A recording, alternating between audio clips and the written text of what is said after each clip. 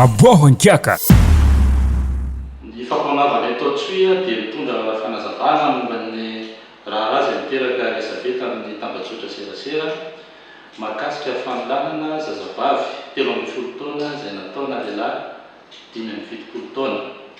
Izany moa dia nitranga tao Tovolava, fokontany Ambodimabibo, commune Anjerimangirana, district any Antsohihy.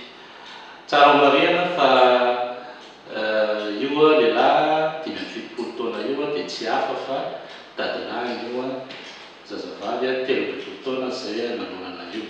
Raha fitinina fohifohy mahakasika ny toetra raha dia ny marainan'ny alarobia fahatelo ny volana janoary 2024 dia nirahany ity dadilahiny ity andeha hiasa any an-tanimbary ilay zafikeliny izay 13 taona io, ary ny folakandro io dia tonga namonjy azy tany an-tanimbary moa io dadilahiny io, ary teo no nanavavotany nanaovany erisetra sy nanaovany firaisana ranofankeriny tamin'io zazavavy io.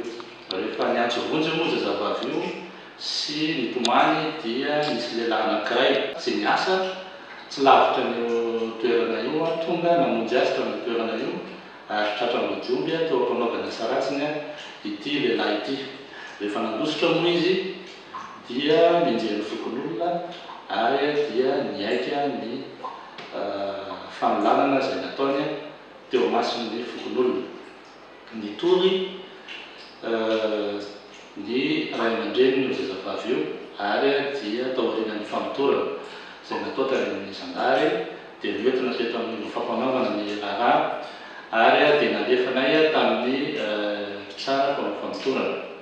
Tao aorian'ny fisehoana voalohany teo anivon'ny tsara mpanao famotorana dia mitazomina konjakonjo maika moa zany io lehilahy io, ary ny fampanaovana raha teo dia nitaky izany fampidirana konjakonjo maika izany. Tiana io marihana fa araka ny voalaza ny andininy fa 2,3 angalana voalohany sy 7,3 ao amin'ny fizinana famaizana dia ny fanolanana zaza tsy ampy taona latsaky ny 15 taona izay ataon'ny ray aman-dreny na ny olona izay mitaiza amin'ilay zaza tsy ampy taona dia hiaran'ny asa tebozina mandra-pahafatana.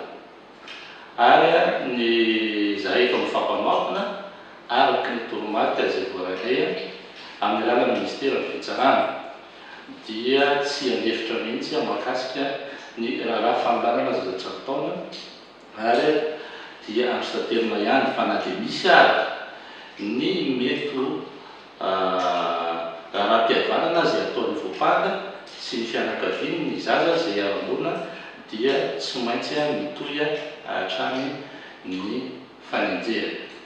Koa dia manentana ny mpiara-monina sy ny ray aman-dreny mba anara-maso akaiky ny zaza tsy ampy taona any anivon'ny fiarahamonina misy antsika tsirairay avy any, ary mba andray andraikitra ihany koa asaya hitoroka sy hitory an'izay trangana fanolanana zaza tsy ampy taona any anivon'ny fiarahamonina izay misy antsika tsirairay avy.